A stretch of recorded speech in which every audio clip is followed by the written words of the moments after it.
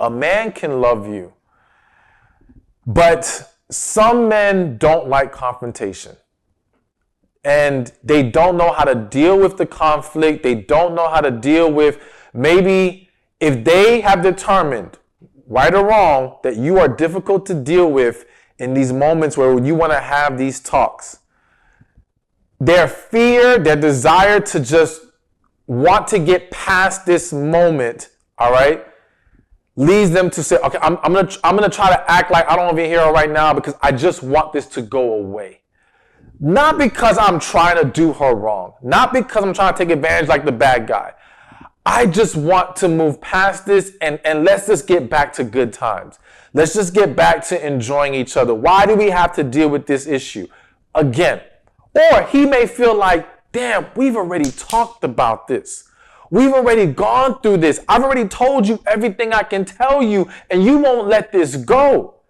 So now, again, not saying it's healthy, not saying it's the right way to do it, but now he just thinks, you know what, let me just give her some space, hoping that that will make things better. Now, of course, that only makes things worse. Even if those two individuals eventually get back together and it does technically get swept under the rug, it still exists. It now lingers, it festers, and it can now build into something worse, all right?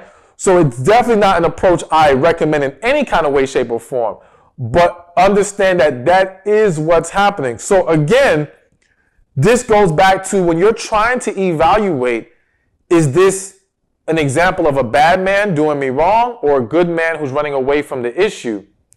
You first have to ask yourself, how has this man been to me otherwise? All right? Now, again, we're not asking that in the sense of excusing him. We're asking that to understand what's the deeper thing that's going on here. Because if you ask yourself, how is he to me otherwise?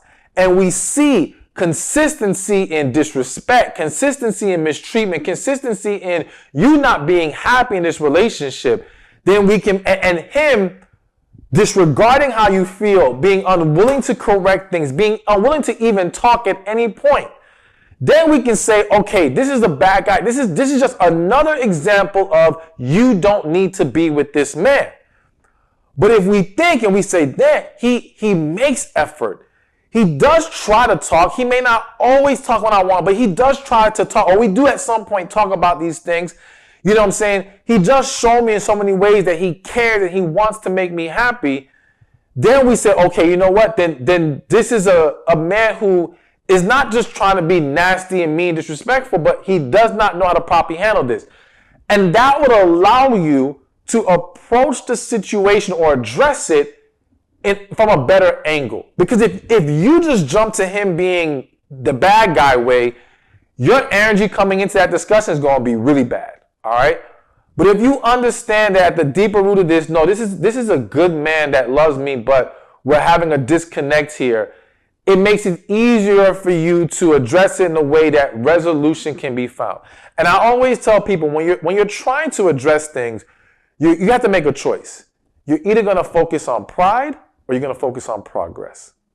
Pride says, I ain't going to let them talk to me. Pride says, I'm going to puff my chest out. Pride says, I'm going to come hard at them, so to speak. You know what I'm saying? Progress says, I'm going to take the approach that's most effective to get to resolution. And again, I repeat, resolution can sometimes still mean to breaking up. But it would be a breakup that would be much more amicable and less drama-filled than it would if you go with the pride route. All right? So understand that whenever you're approaching these situations. Hey, thank you for watching this video. Be sure to check this one out right here, and I'll see you there. Relationships are the key to a successful life. But there's 5 areas that we have to be mindful of when it comes to relationships. There's relationship with God, relationship with ourselves, relationship with family and friends,